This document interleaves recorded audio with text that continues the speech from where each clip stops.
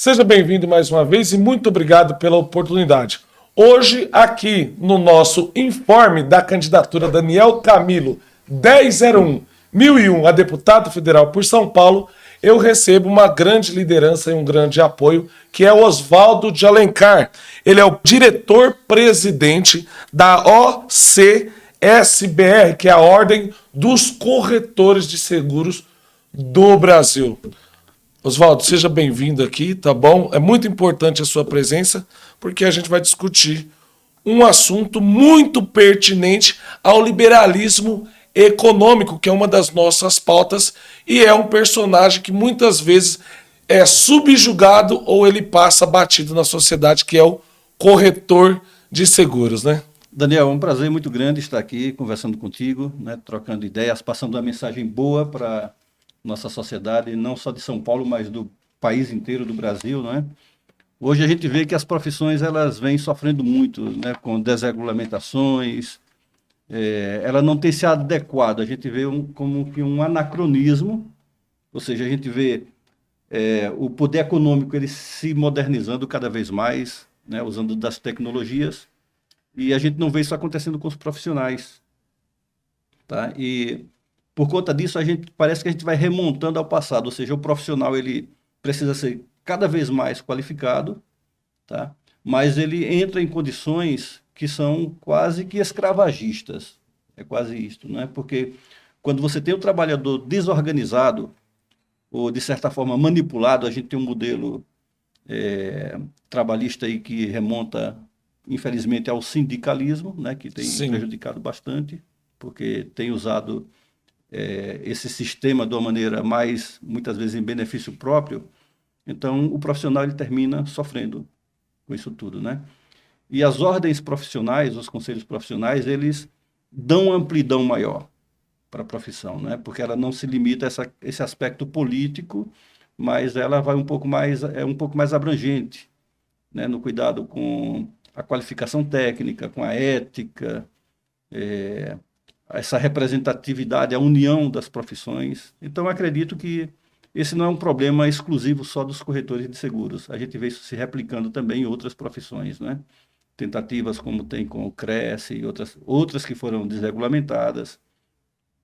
Então, o país, eu acredito que assim, só vai avançar nesse sentido, né, a sociedade, quando ela conseguir, de fato, se organizar, principalmente nas profissões que são elas que exercem todas as atividades econômicas. Sim. Alencar, recentemente você conseguiu desarticular, né, uma MP, né, que é de número 1103/22. Por que querem desregulamentar o corretor de seguro? Essa é uma tentativa já antiga, né? Lá em 2020 houve uma tentativa de desregulamentação que foi através da MP 905.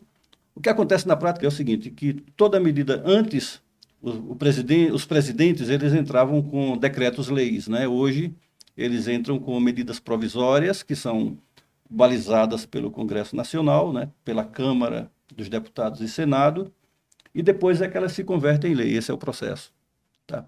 O problema é que quando uma medida provisória ela entra na Câmara e no Senado, ela recebe uma série de que eu chamo de medidas parasitas, que são as emendas. Tipo os jabutis, né? Exato. As emendas são necessárias porque você, como eu diria, você adequa à real necessidade, né? Ou seja, uma medida provisória é uma lei que entra na forma mais ideal possível e que você adequa à realidade da sociedade. Até aí tudo está certo, né? O problema é que alguns aproveitam para colocar jabutis, que eu chamo de medidas parasitas, né? Sim. Eu não sei se existe... Sempre às madrugadas, né? Exato, exatamente. Sempre às madrugadas, né? Na surdina aí da noite, né? E é o que aconteceu, por exemplo, lá em 2020, com a MP 905, teve uma emenda que foi colocada que desregulamentaria totalmente a profissão do corretor, assim como aconteceu com outras profissões. Qual que é o interesse? Por que existe uma força? Por que existe um bloco de parlamentares também querendo desregulamentar o corretor de seguros? O corretor de seguros está sendo algum empecilho para alguém? Sempre, assim, a gente vê uma gana, né, cada vez maior como eu diria, do poder econômico, né? Nós temos mercados, por exemplo, no nosso caso existe o mercado de seguros, mercado segurador, que é formado pelas instituições financeiras e seguradoras, tem o mercado consumidor e nessa intermediação nós temos o corretor de seguros, que Certo. dá esse equilíbrio nas Sim. relações, né? Ou seja, o corretor ele tem a função de proteger o mercado consumidor acima de tudo, mas também protege as próprias seguradoras, né? Porque garante que o mercado consumidor, algumas pessoas com segundas intenções, lesem as seguradoras e vice-versa, Sim. né? Ou seja, sem a presença desse corretor que tem um conhecimento de causa, né, tem toda uma formação para isso, se esse mercado segurador tem acesso direto ao mercado consumidor, Sem o sem intermediário, o intermediário, então o mercado consumidor se transforma numa não presa. tem um filtro. Se transforma... Eles querem não ter esse filtro. Exato. Eu acho importante o corretor de seguro, porque imagine você tendo que lidar diretamente com um gigante financeiro, por exemplo, e você ter que ligar para um call center que está lá na Índia, por exemplo. O corretor de seguro, no meu ver, ele é importante, porque ele não é só o intermediário, né, do contratante para o contratado. Perfeito. Ele é aquele que está ali para também tirar dúvidas e resolver o problema dela em primeiro momento, né? Perfeito. Eu acho que o grande problema, quem sabe, é esse mesmo. Então, quando você tira o corretor, eles têm acesso ao mercado, né, ao consumidor final.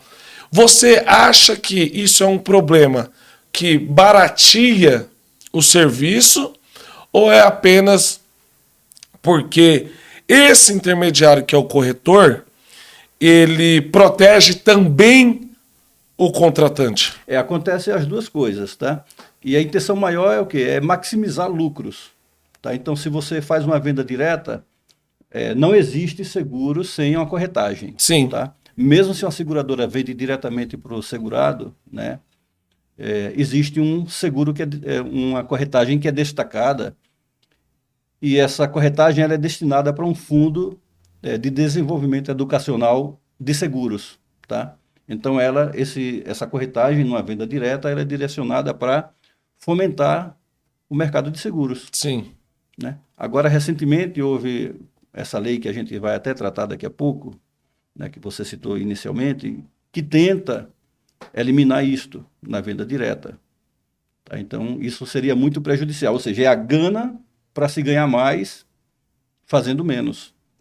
Mas não é interessante também, você acha que é um tiro no pé, por exemplo, não é interessante as companhias de seguro ter o corretor para representar eles? Então, as seguradoras elas não abrem mão do corretor, tá? Porque é um canal que é especializado. Sim. Só que ela quer esse corretor cada vez mais especializado ao modo delas. Está entendendo? Por isso que se tentou essa desregulamentação, né? O que acontece? Uma vez que, até nessa lei, por exemplo, algumas atividades que eram internas das seguradoras, como a regulação de um sinistro, né? São coisas internas dela. Nessa nova lei, ela passa toda essa obrigação para o corretor de seguros, mas ao preço dela. Então, assim, o corretor sempre será essencial, né? Porque não existe nenhum processo onde você consiga eliminar totalmente a presença humana, tá? E isso abre canal, por exemplo, a seguradora, a partir desse momento, ela dispensa o seu pessoal interno, como já aconteceu com algumas seguradoras, agora recentemente, né? Por quê? Porque o corretor é que vai assumir isso mais ao preço que elas estão estabelecendo. E aí nós temos algumas propostas já sendo elaboradas internamente, né, onde a gente vai criar uma tabela de honorários do corretor de seguros para proteger o corretor, né, porque existe um leilão. Um determinado segurado vem para mim como corretor, me pede um orçamento. Com aquele orçamento vai em outro corretor e Sim. tenta um menor e faz Não, é o papel das ordens, né? Ordem. Isso, né? Ordem, colocar ali limites, né? Ou pelo menos parâmetros. Exatamente. Então, com a tabela de honorários, a gente consegue estabelecer valores mínimos, médios e máximos para serem praticados, né? Como tem na OAB. Para não haver uma prostituição, né? Esta é a palavra. E uma desqualificação do serviço também. Exato. Né? Então você evita esse dumping comercial, né? Sim. Alguém achando que vai garantir um cliente, Sim. então vende pelo menor preço possível, mas depois não consegue dar uma assistência adequada. Sim. Ele quebra os demais colegas. Sim.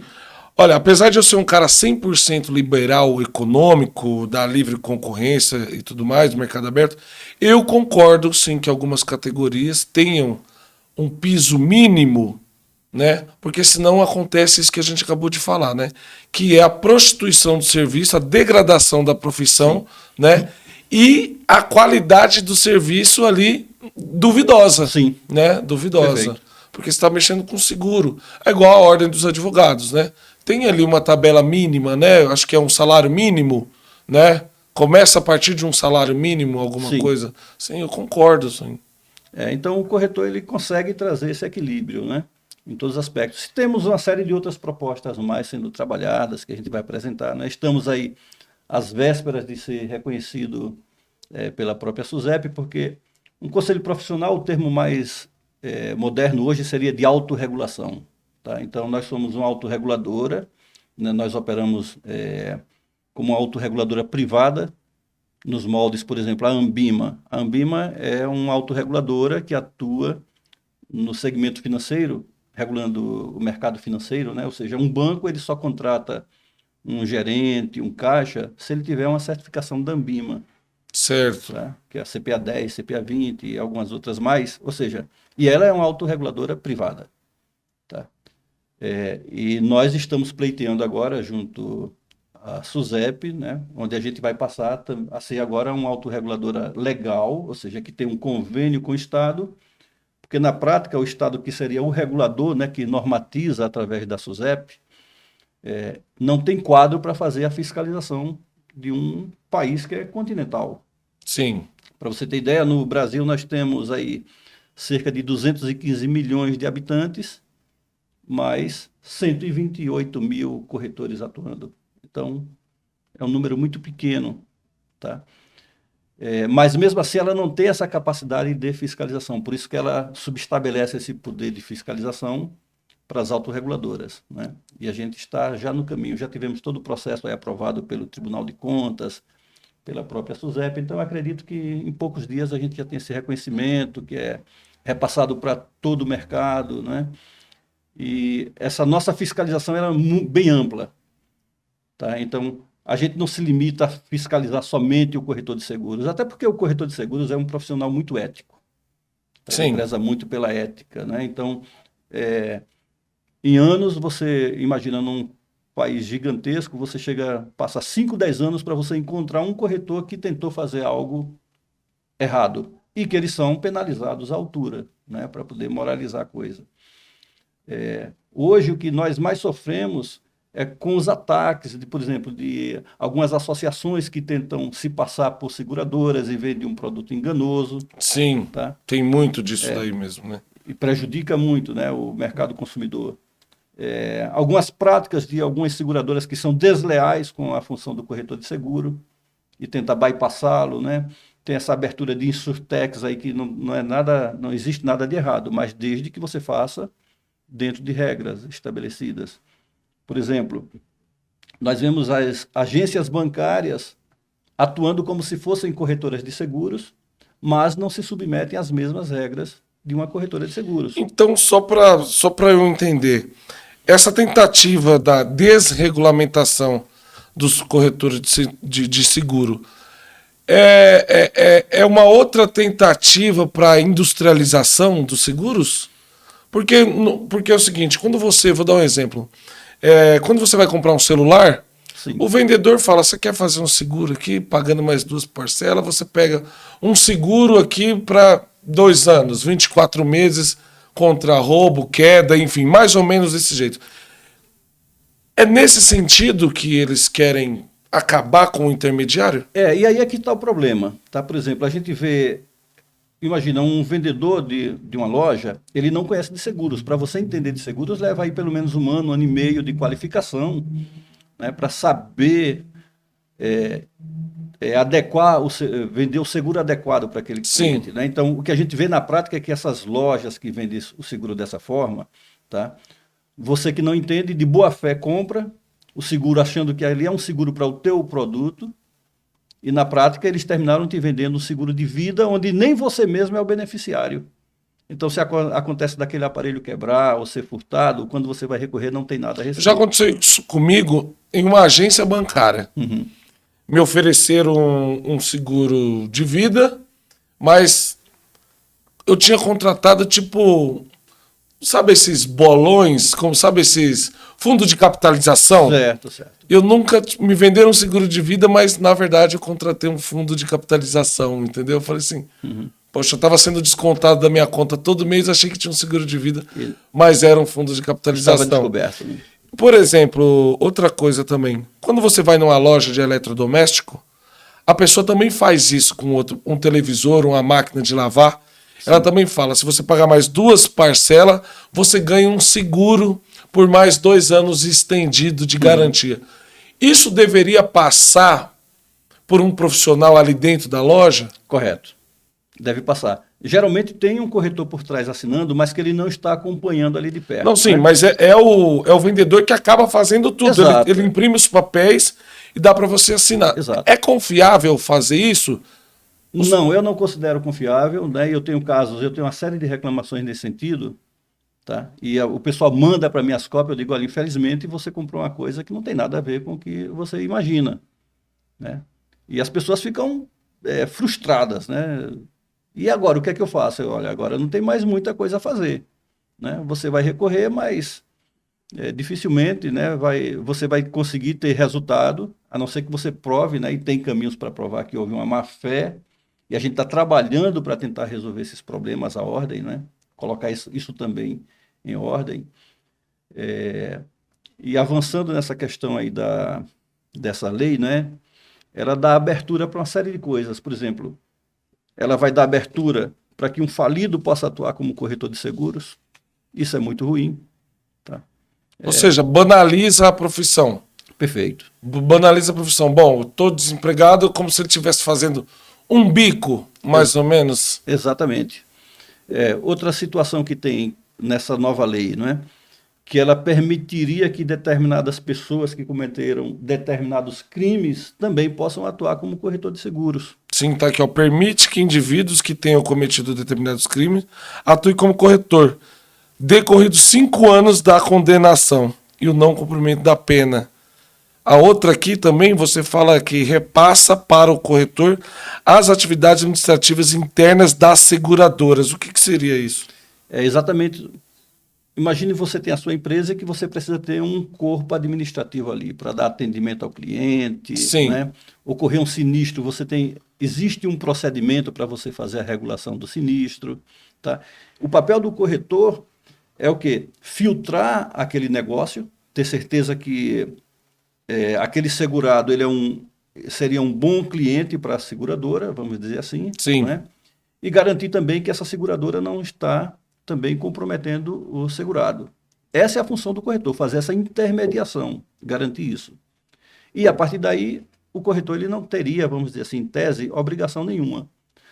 Seria o comercial, o pessoal da seguradora que deveria, a partir daí, dar o atendimento necessário. Mas o corretor ele vai além, ele se mantém fiel, né? Ele fideliza o cliente, tá? Então ele dá toda essa assistência complementar. Mas não tem a obrigação de fazer as atividades que são internas da seguradora. Entendi. E agora, com essa nova lei, ele passa a ter essa obrigação. É por isso que as seguradoras começam agora a dispensar o seu pessoal interno. Entendi. Entende? Começa a substituir mesmo. Porque o corretor é quem agora tem a obrigação de fazer. Olha só. Então, são jogos assim maliciosos. E imagina uma lei que ela é aprovada em regime de urgência, né, em caráter de urgência, a equipe lá do presidente, do ministro, não vai ter tempo para ler aquelas entrelinhas de acordo com a linha A do artigo 27 da lei número tal, está revogado. Ele precisa assinar, e assina de boa fé. E, de repente, abriu espaço para todas as ilegalidades. como eu digo, né, abre-se espaço até para o crime organizado utilizar a corretagem como um canal para fazer lavagem de dinheiro. Lavagem de dinheiro. Verdade, você está correto.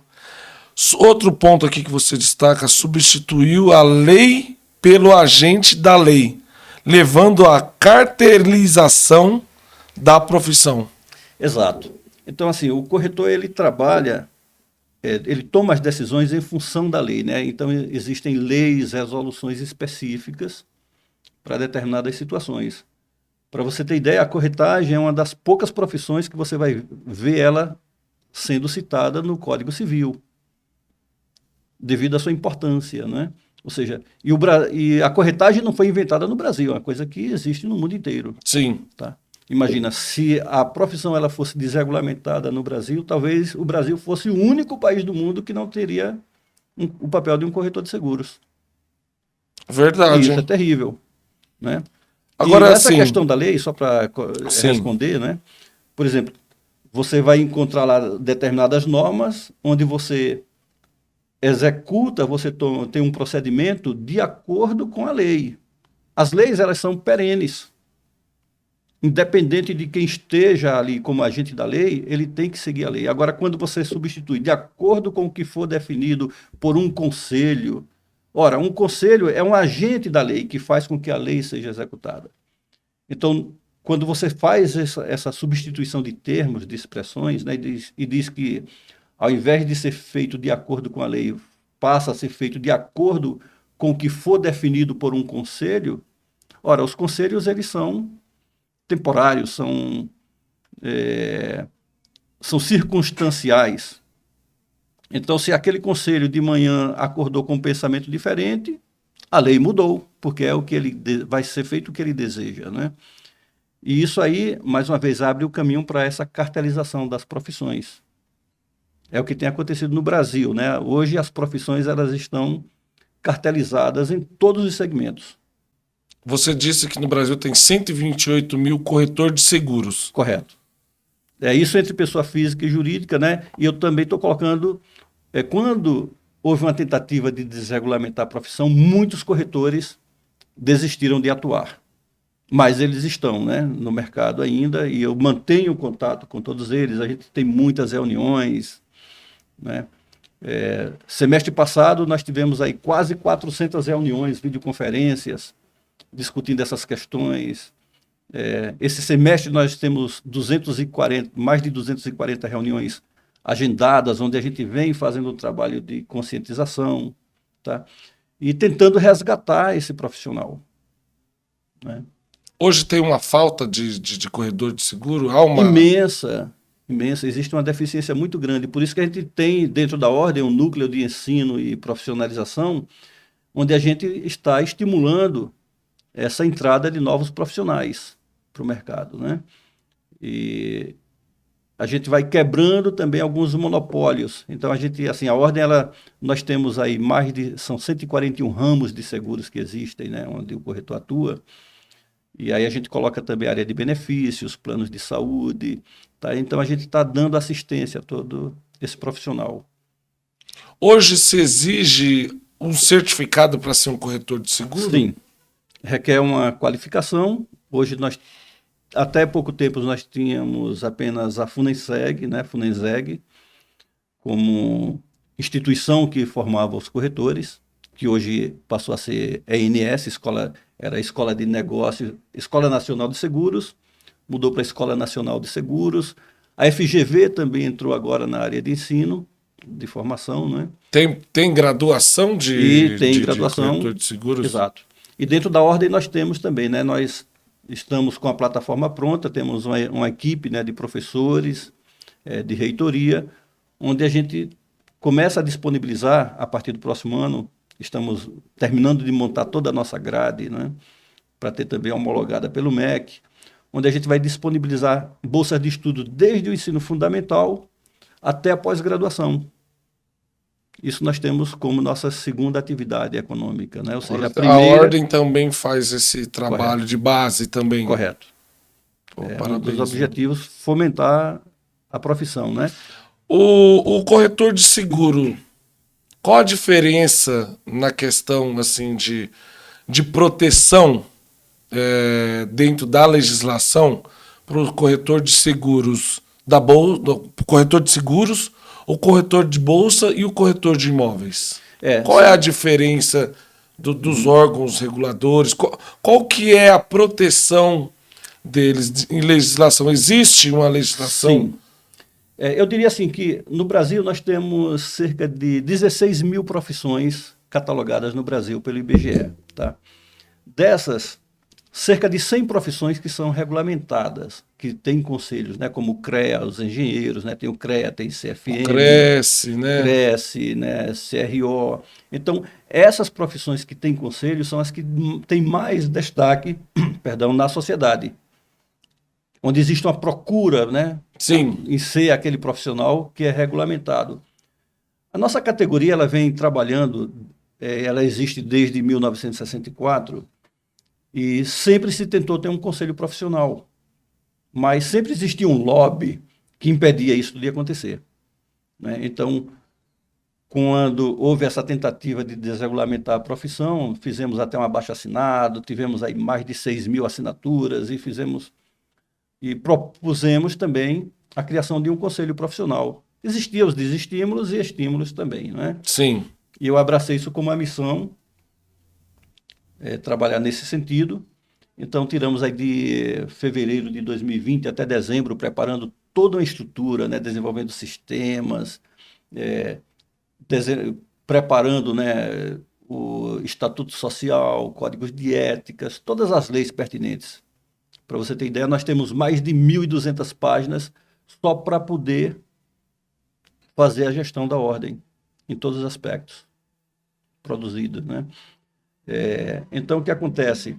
Dessas profissões que são regulamentadas, elas conseguem ter destaque, conseguimos, né, nesse momento, tá? Então, a única diferença que existe entre o Cresce, né, e, no caso, a Bolsa de Valores, os corretores de Bolsa de Valores, é que nós não tínhamos ainda um conselho profissional.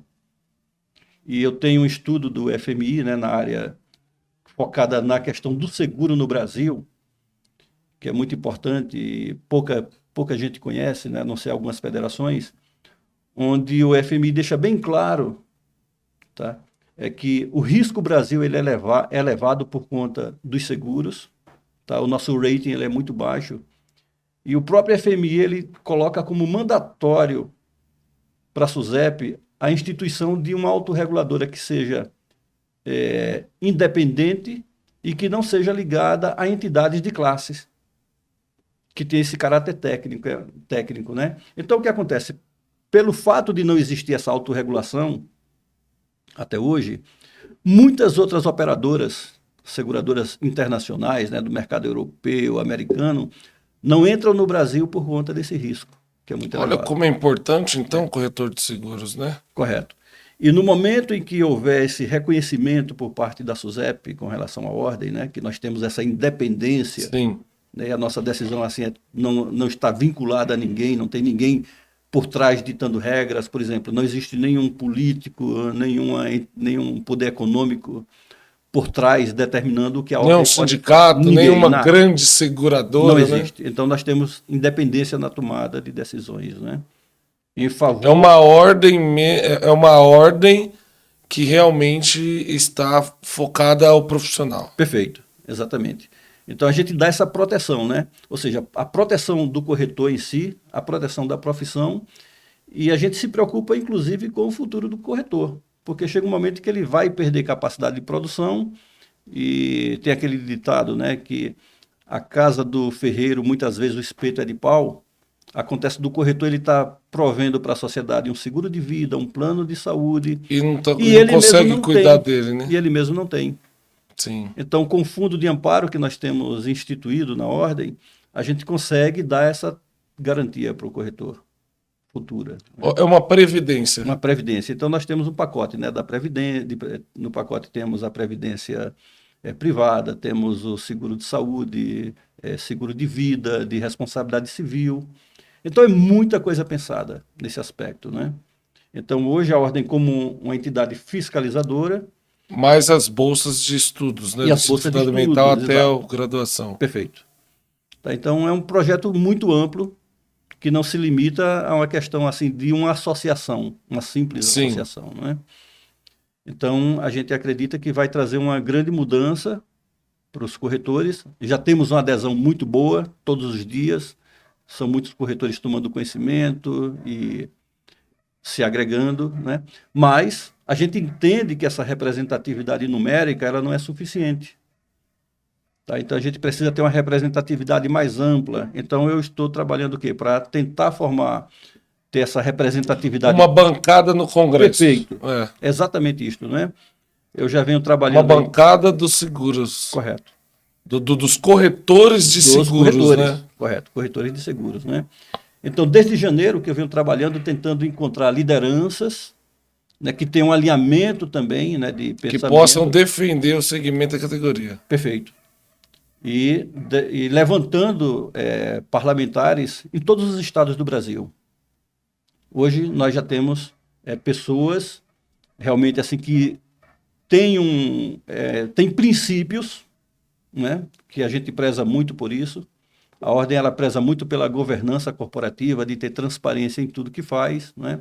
Mas a gente só se vincula a pessoas que tenham uma idoneidade mínima, né? Na verdade, a gente não abre mão de nada nesse aspecto, para poder ter eles como aliados nossos e alinhados Sim. com o nosso pensamento, né? Para defender a nossa categoria dentro da Câmara, dentro do Senado. Aí nós vamos passar a ter, de fato, uma profissão no seu devido patamar, com o respeito que é necessário. Oswaldo, eu, eleito deputado federal aqui por São Paulo, eu represento os corretores de seguros. Porque hoje eu estou vendo a importância desse profissional.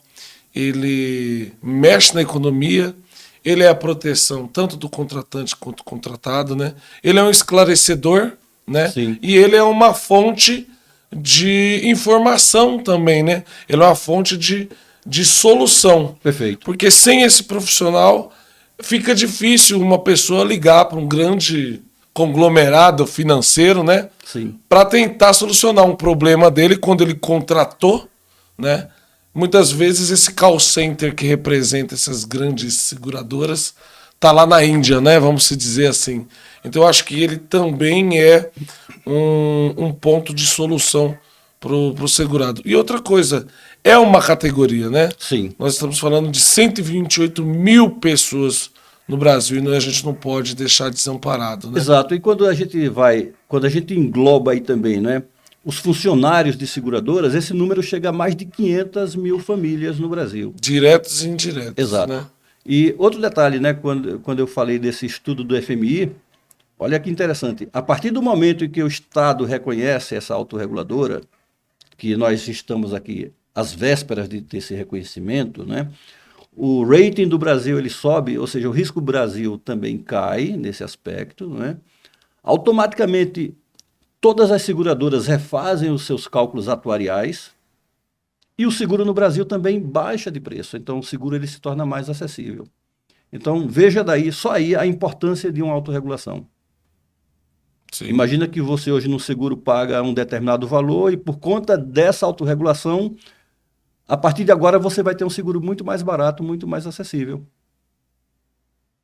Percebe? Sim, com então, certeza. Não é a questão de ser apenas 128 mil corretores. Na verdade, é o fato de ter 215 milhões de pessoas que serão beneficiadas. Porque ela vai ter o seguro de vida mais acessível, né? Vai ter o seguro do auto mais acessível. É claro, são 141 ramos que nós trabalhamos. Né? E eu defendo também, Alencar, a importância de ter um corretor presente dentro dessas lojas de celulares, lojas de eletrodoméstico, né? Que o vendedor te empurra aquele seguro, mesmo que seja uma extensão de garantia, né? Ou para uma troca, ou roubo ou acidente.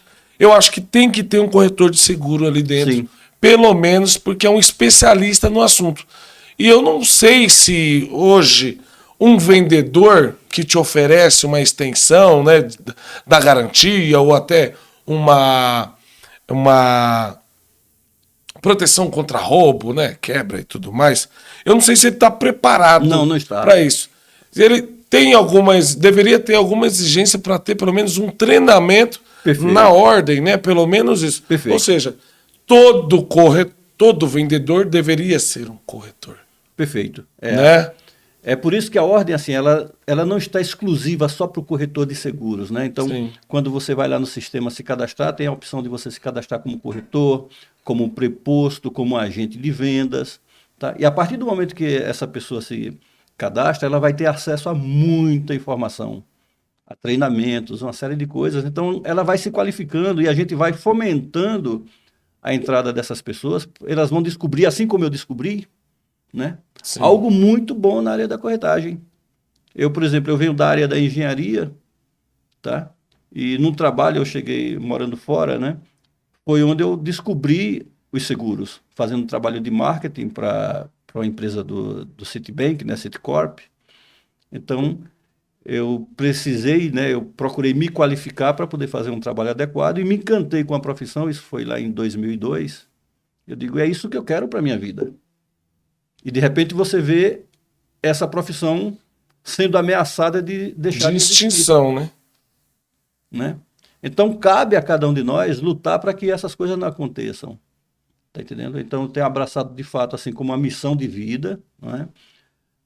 Procuro estimular outros colegas e a gente tem essa adesão muito grande. Hoje nós temos um grupo de colaboradores que trabalha voluntariamente e vem fomentando e trazendo ideias.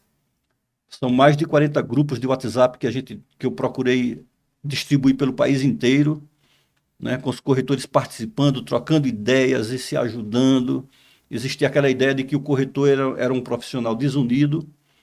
E o que eu dizia para todos e digo, né, assim, que, na verdade, o corretor ele nunca teve a oportunidade de se unir.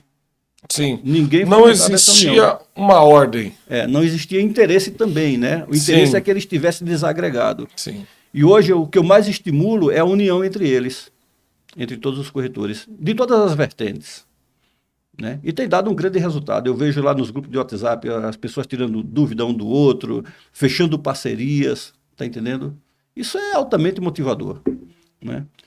Então isso me estimula a me empenhar cada vez mais. Hoje eu trabalho 24/7, 24 horas por dia, 7 dias por semana, pensando a ordem e pensando a profissão. Aconteceu algo parecido com os despachantes, né? Uhum. De veículos, né? Hoje você não vê mais tanto despachante quanto Sim. você via antigamente, né? Porque praticamente acabaram com essa profissão, né? Hoje concentraram tudo dentro dos órgãos de governo, né? Uhum. Que qualquer um pode fazer. Mas é assim, é aquele negócio de você pegar a fila, né? E tentar entender lá dentro, né? Eu acho importante... Eu acho que o intermediário, em alguns segmentos, ele é ruim. Por exemplo, eu não concordo com o intermediário no combustível. Isso Sim. torna muito mais caro. Sim. É um produto de necessidade pública, Perfeito. né? E você não pode onerar ele. Mas no caso da corretagem, do corretor de seguro, eu acho importante porque é um serviço de orientação. Correto. Muitas vezes ele é oferecido, na sua grande maioria, para idosos, para pessoas que não são esclarecidas. Se você precisa de um seguro, é porque você precisa se proteger de alguma forma. Então você precisa de um profissional que está ali te orientando e te defendendo. Perfeito. E caso eu chegue lá, vencendo as eleições para deputado federal aqui por São Paulo, eu vou defender a categoria, porque eu acho muito importante, viu, Ale? Pode contar comigo, viu, cara? Eu acho que a gente tem que conversar mais sobre isso, porque é muito amplo. Era um assunto quase desconhecido para mim, né? Eu sempre achei que corretor de imóveis, corretor de bolsa, corretor de seguro, só tendo o certificado poderia atuar em tudo, né? É óbvio, é coerente você entender que para cada segmento há uma especialização, Perfeito, né? Mas eu achei que era uma licença única para você atuar nesses segmentos, né? Eu achava que o corretor de imóveis também poderia vender seguros, por exemplo, né? Um corretor de seguro tem o corretor da bolsa. Claro, com uma especialização posterior. Mas eu entendo que o corretor de seguros, ele é importante até pela sua pontuação aqui, né? Eu Que diria, viu? permite... É tal da... Eu sou a favor da não banalização de nada, Perfeito. principalmente das profissões. Sim, Tudo nessa vida você tem que ser um profissional. correto. Você tem que ter um profissional, porque senão você acaba não servindo um serviço de qualidade para aquelas pessoas que não têm orientação. E aí você acaba fazendo disso, né, por conta disso também, uma sociedade mais desorganizada. Sim.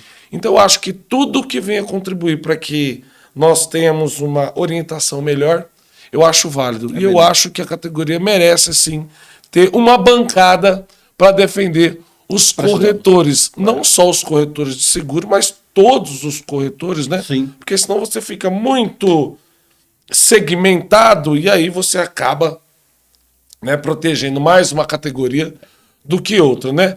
Tá certo também que, por exemplo, o Cresce ele tem um monopólio grande, gigante, né? E ele também, de certa forma, ele acaba sendo utilizado de máxima manobra ou utilizando também. Eu conheço muito presidente de Cresce que de caráter tá bem desviado, né? Como tem muitos presidentes também que são totalmente corretos, né?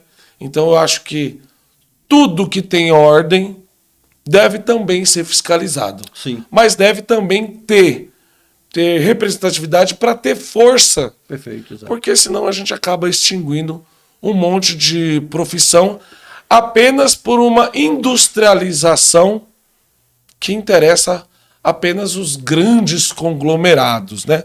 Volto a repetir aqui, apesar de eu ser um liberal econômico, né? Eu acho que tem que ter fiscalização, sim, mas não do Estado, né? Não do Estado. Eu acho que as próprias categorias devem se articular para se proteger também, desde que não virem monopólios ou pseudo-sindicatos ou sindicatos de fato transvestidos de ordem, né? Porque isso também acontece, né? E eu sou totalmente contra os sindicatos e a favor das ordens, né? Eu sou a favor da OAB, mas eu também sou a favor da OCB, que é a Ordem dos OACB, que é a Ordem dos Advogados Conservadores do Brasil. Eu sou contra monopólios. Sim. Principalmente, eu sou um grande crítico da OAB, porque só ela pode emitir um certificado que você atue no direito.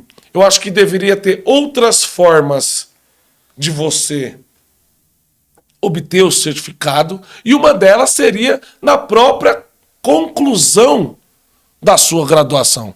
Porque você estuda 5 anos para depois fazer uma prova, sendo que nem é todo mundo que tem capacidade para tirar aquela prova. Aí você fala o seguinte, mas a prova não é importante para ter profissionais qualificados? Fala, olha só, se a pessoa passou, concluiu a faculdade, ela já deve ter o direito de advogar também. Eu diria o seguinte... Eu defendo isso também, né? Como defendo o papel das ordens também. Só que, por exemplo, poderia ser, no caso, o cara, ele vai lá, o profissional, como que é mesmo o nome? O bacharel de direito, ele já poderia pelo menos concluir a faculdade, podendo atuar pelo menos na família. Você também não concorda que outras ordens do mesmo segmento possam também emitir certificados para o exercício da profissão? Sim, o conceito de ordem é um conceito bem antigo, tá? Ele remonta aí lá para o século XII, mais ou menos, tá? Ou seja, você tinha, eles chamavam na época de colégias, né? O que acontece?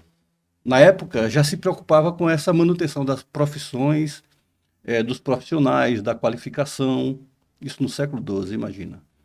Então não é algo novo, inventado agora, né? O detalhe é que quando você sai da faculdade, né? Você se profissional, aliás, você se qualifica numa determinada atividade, a ordem ela faz uma diferença muito grande, né? Porque ali é onde você vai se comprometer com a ética. Você passa a assumir dentro de uma ordem profissional, você tem um compromisso com a sociedade, tem um compromisso com a atividade profissional e com os colegas também de profissão, né? E a partir daí é quando você faz uma profissão, você faz um juramento de exercer aquela atividade em benefício de todos. Aí você professa. Então é por isso que você passa, então, a ser conhecido como um profissional. Por quê? Porque você fez uma profissão. Você se comprometeu com a sociedade, né? Então, não basta você estar qualificado. Porque se você não está comprometido socialmente, então você pode usar aquele teu conhecimento para interesses particulares, né? Que podem ser para o mal. Né? Então, daí a necessidade de todo profissional ele está dentro de uma ordem. Tá? Eu vejo essa necessidade em todas as profissões, como eu tinha comentado inicialmente, né? Por isso que a gente vê que algumas poucas profissões elas têm uma posição de destaque na sociedade, exatamente porque elas estão organizadas dessa maneira.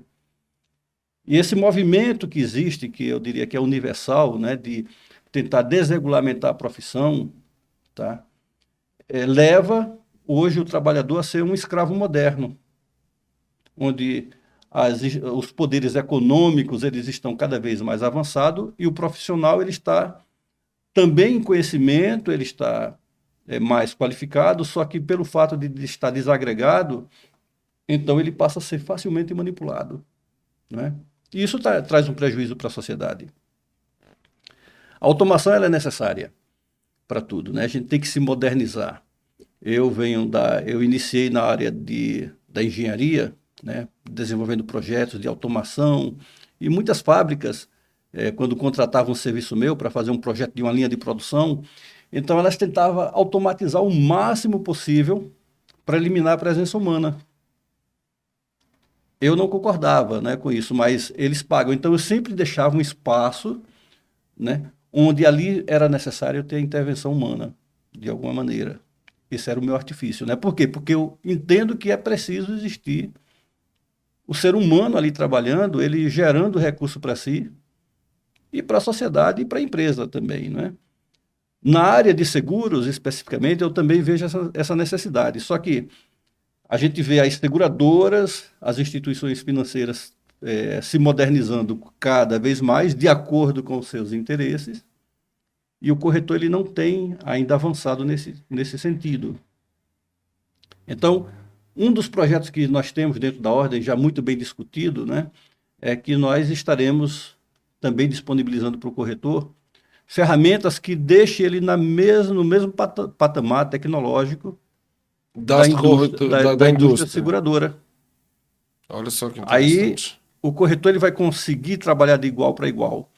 Hoje, na prática, o que existe é o seguinte, né? Por conta desse gap, desse espaço vazio, um corretor que deveria ter o acesso direto à seguradora, ele passa a depender agora de plataformas de assessoria, ou seja, é um intermediador de um intermediador. Nossa, e alguém burocratização.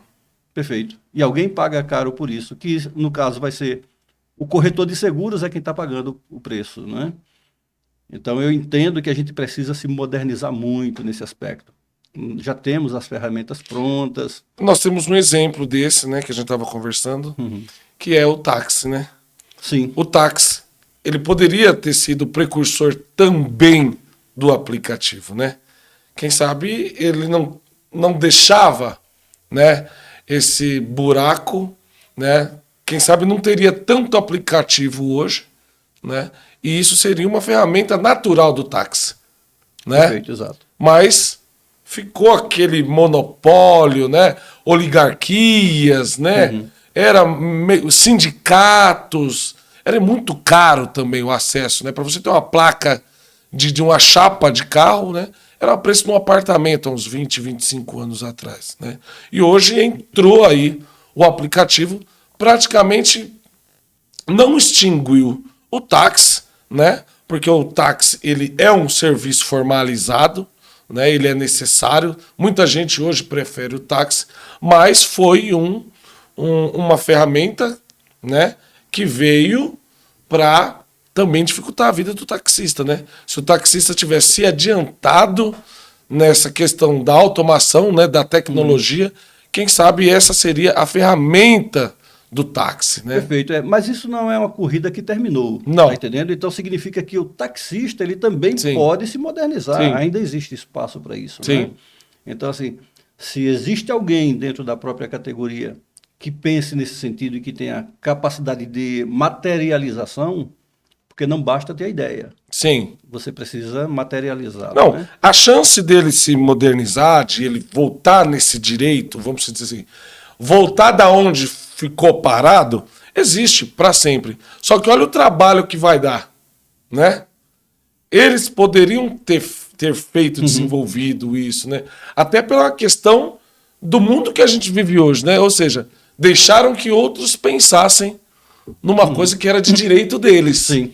Você está entendendo? Então, e isso geraria até o barateamento, né? Claro, das sim. corridas, natural ia fazer isso. O taxista ele não ia ter esse problema todo que ele teve, né? Hoje eu vejo que já estão quase iguais novamente, mas caiu muito, né? A utilização do táxi. Ficou ali porque quando veio os aplicativos, a diferença de preço ficou discrepante, né? O pessoal falou, nossa, como é caro o táxi. Agora que eu vejo como é caro o táxi. Porque o aplicativo veio baratinho. Mas por causa das crises que a gente passou no mundo, o preço está quase igual. Agora, mas precisava eles ter passado por isso? Não. É aquele negócio que eu falo. O monopólio, né? Os sindicatos que fizeram com que o táxi caíssem, né, nessa situação que quase levou à extinção do táxi, né? Sim. Eu diria assim que o modelo trabalhista no Brasil, né, que ele é puramente sindicalista. Tá? Vem de Benito Mussolini, né? Carta de lavoro, né? Sim. Que é a carta de trabalho, né? O que acontece assim, isso não se limita à minha categoria, tá? Sim. Isso eu aplico para toda e qualquer categoria profissional, né? O sistema se corrompeu. Tá Verdade. corrompido, né? Então é muito difícil, mesmo que alguém entre nas lideranças dessas instituições, por melhores que sejam as intenções, nem sempre a chance de se colocar em prática é muito pequena porque você não consegue vencer o sistema. Por isso que é preciso que apareça algo novo que mude essa realidade, né? A ordem, eu diria que é um case de sucesso nesse aspecto. Porque imagina que em menos de 2 anos, né, se considerar que de fevereiro de 2020 a dezembro a gente ainda estava se preparando para ter a nossa fundação, levamos 10 meses para conseguir ter o nosso CNPJ como uma entidade, né, de regulação, de fiscalização profissional, tá? Se for comparar com 60 anos de tentativa, 2 anos não é nada. Não, mas você avançou muito. Vocês conseguiram até desarticular MPs que praticamente extinguir vocês. Sim. Na verdade, a primeira extinguiria e nós vencemos. Desclassificar E uma profissão, né? Enfraquecer. Essa né? daí, no caso, ela estaria prostituindo o mercado de corretagem de seguros. Seria a prostituição da profissão. Fadada à extinção, porque se torna desinteressante você entrar para entrar nessa profissão, porque tá tão barato, quem sabe Tá banalizada, né? a conta não fecha no final do mês, né? Agora imagina você ter como concorrente alguém que vem do crime. Como é que você vai trabalhar concorrendo com essas pessoas, tendo como seu par? Não é muito complicado isso. Sim. Tá entendendo? Não traz a credibilidade. Não né? traz, né? Outra abertura que essa lei traz é em que um servidor público ele pode atuar como corretor de seguros, entrando em contradição com outras leis que diz que o corretor de seguros não pode atuar, ele não pode ser um servidor público, né, para fazer. Exato, ser servidor público. Sim.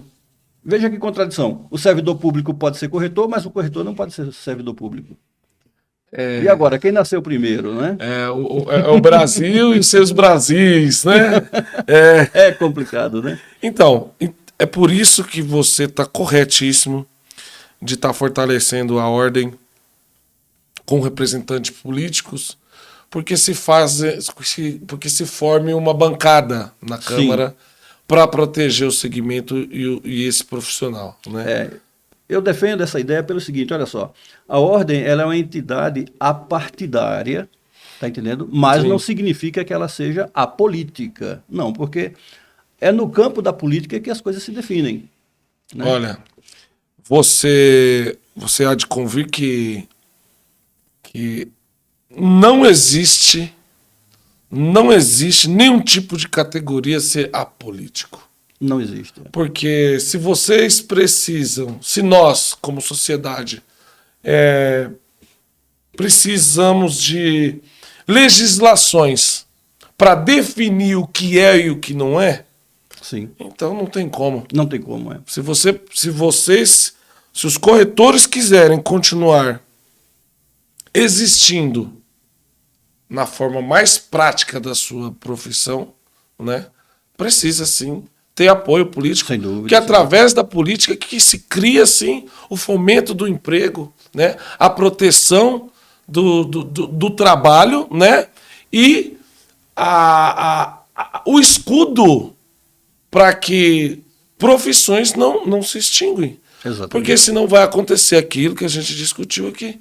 Vai deixar a industrialização tomar conta, o serviço não vai ser entregue de qualidade e a gente não vai ter ninguém que proteja o segurado. Perfeito. Porque os grandes conglomerados financeiros, as seguradoras fazem um lobby gigante dentro do governo. Sim, sem dúvida alguma. A própria SUSEP, né, que é o órgão regulador, é a autarquia que regula o mercado de seguros, é uma entidade puramente política. Claro. O superintendente ele é indicado politicamente. Né, os diretores são indicados politicamente. Só tem partido político lá dentro. Exato, Ou serve de cabide de emprego, ou serve de aparelhamento. Sim. Né, para algum tipo de ideologia ou defender alguma bandeira partidária. Entendeu? Isso. E é coisas que a gente precisa estar lutando sempre, né? Perfeito. Desaparelhar tudo e colocar profissionais, né? Exato. Pessoas técnicas, né? Pessoas técnicas. Que eu entendo, né? Não adianta você colocar um médico aposentado para cuidar de uma autarquia dessa, ter o conhecimento, né? O métier. Você tem que saber onde você está fazendo, né? Perfeito, exato. Não adianta você colocar um padeiro para ser um gestor público. Exato. E você até usou um exemplo interessante do padeiro, né? Que existem, por exemplo, para cada tipo de associação, né? De grupos sociais que você constitui, né? Empresas. Então existe o CNAE, que é o Código Nacional de Atividades Empresariais, né, que define onde que você pode atuar. Porque senão você pode cometer crimes econômicos nesse aspecto. Né? Eu, por exemplo, de repente eu quero abrir uma empresa para produzir produtos químicos, mas existe todo um procedimento para eu poder ter aquele CNPJ que dá permissão e que de repente eu não me qualifico, então eu abro a minha empresa como como eu diria, com um código de uma padaria, um código nacional, né, de uma padaria, e com esse CNPJ eu vou produzir produtos químicos. Eu estaria cometendo uma infração, né, um crime aí de ordem econômica. Tá? E da mesma forma, para você atuar como uma autorreguladora, existe um código específico para isto, tá? Que só permite fazer aquilo e não outras atividades. E o que a gente vê é que algumas instituições elas se estabeleceram usando, dizendo que é uma coisa para fazer outra. Que se institui como uma entidade que vai realizar atividades, festas e eventos, por exemplo, né? Mas para tentar fazer uma autorregulação de mercado, a lei não permite. Né? De repente porque nós dois somos corretores, a gente abre uma padaria e vamos usar essa padaria para regular o mercado de corretagem. Não pode. Não pode. E isto é o que está acontecendo hoje. E já vem desde 2012 acontecendo isso. Imagina. Então, o que acontece? o cidadão, né, o consumidor, ele é enganado porque, na prática, a coisa é tão complexa que um segurado ele não consegue diferenciar uma seguradora de uma corretora. Ele acha que é a mesma coisa. Sim. Né? E quando vai para o seguro, ele não consegue diferenciar um seguro em si de uma proteção veicular. Ele acha que é um seguro e não é.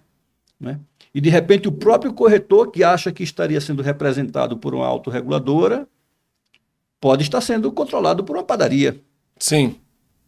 E é mais ou menos isso que acontece hoje. Entendi.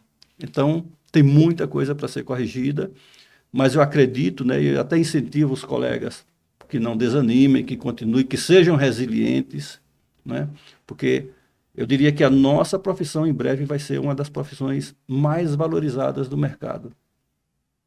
E isso tudo por conta de uma organização que está sendo bem diferenciada, né? Eu venho tentando estimular outras entidades a seguir o mesmo modelo, né? Como eu disse, a Ordem é um case de sucesso que pode ser copiado e que ela está disposta também a ajudar outras profissões. Que legal. Seja os advogados, o jornalismo que está aí, que é o quarto poder instituído, né? Mas por falta de uma regulação e que no mesmo dia em que os jornalistas foram desregulamentados, nós seríamos também e conseguimos sobreviver. Por conta disso, a gente vê essa propagação aí de mentiras, né? O jornalismo então, é que é o seguinte, né? Na questão do jornalismo, é totalmente tendencioso e, além de ser tendencioso, aparelhado, ele sofreu uma... Vou te falar que o jornalismo, por ele ter sido considerado e de fato ter sido o quarto poder, o monopólio das grandes empresas de comunicações acabou fazendo que o próprio jornalista, o profissional que foi lá fazer faculdade, que tirou lá como que chama mesmo? Como que é mesmo o nome? O registro dele como profissional de jornalismo? Isso. Não. Esse seria o credenciamento dele, né? Como jornalista. Isso. É só você pegar um exemplo agora com esse pessoal que foi todo mundo preso, calado, por causa da opinião. Isso é a falta de uma autorregulação. As associações, os sindicatos, ninguém se manifestou. Exato.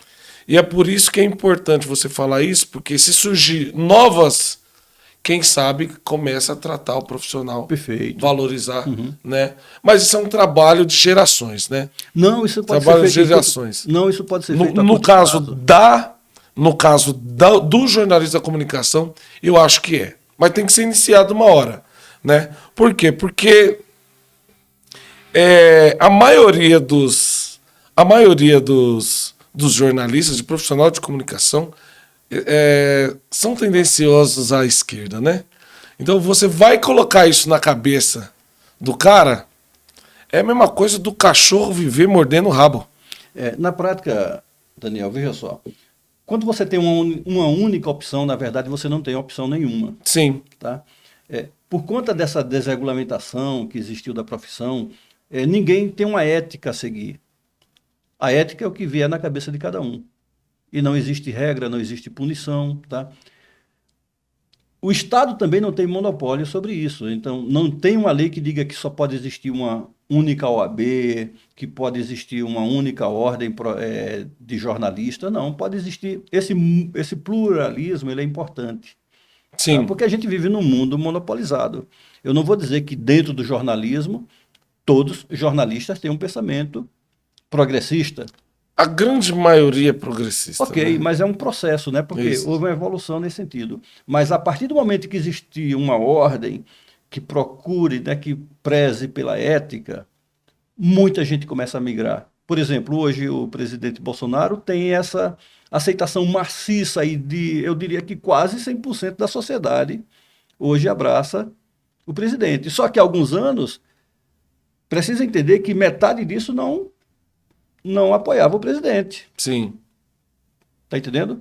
Mas eles, de alguma maneira, eles foram, digamos assim, contaminados de uma maneira positiva, eles viram a nova realidade E eles esclarecidos, migraram, né? eles foram esclarecidos, ou seja, eles migraram e hoje tem um entendimento, e é por isso que existe essa aceitação, né?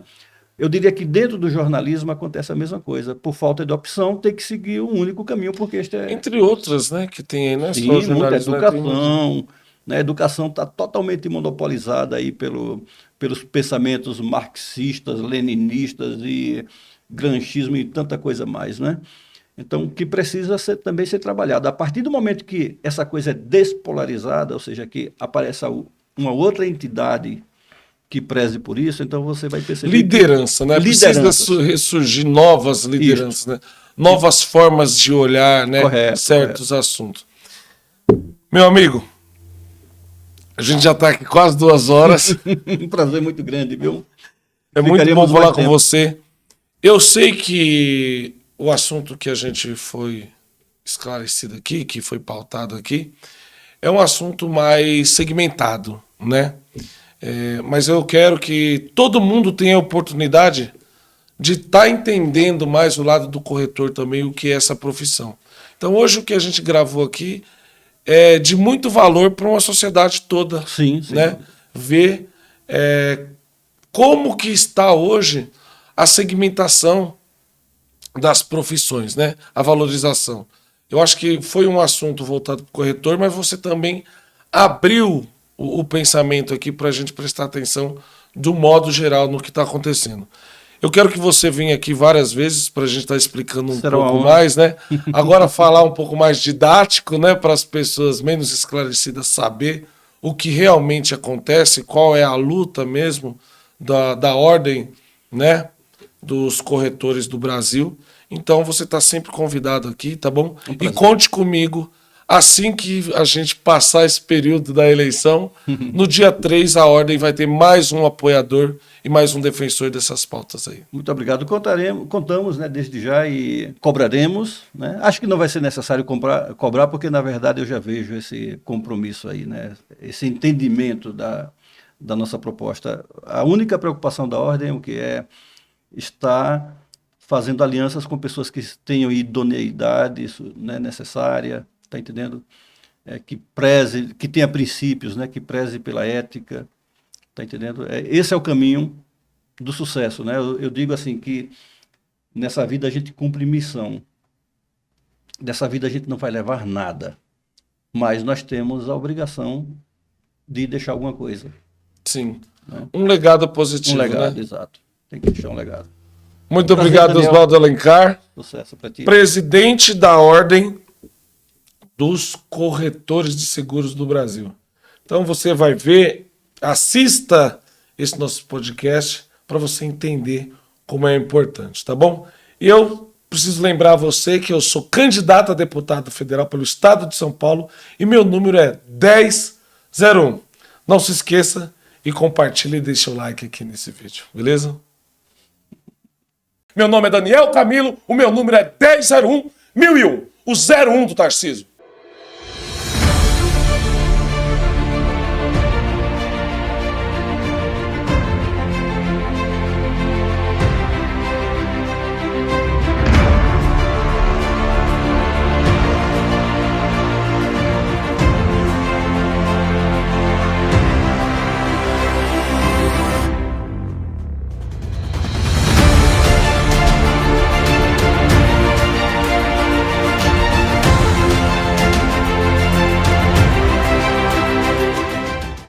Foi através de uma amizade e do alinhamento dos pensamentos que eu, Daniel Camilo e Alex Canuto decidimos fazer essa dobrada política, né, Alex? Com certeza. Estamos juntos disputando a eleição desse ano, eu candidato a deputado estadual, Daniel Camilo federal, para defender o Brasil, as nossas tradições e os valores da família.